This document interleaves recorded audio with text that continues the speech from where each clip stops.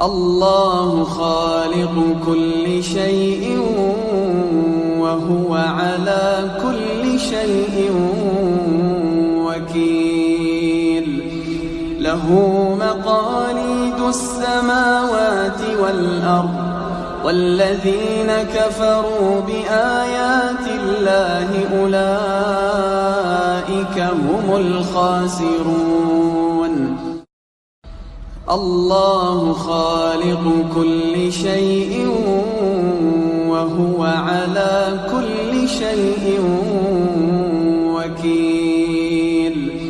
له مقاليد السماوات والأرض والذين كفروا بآيات الله أولئك هم الخاسرون.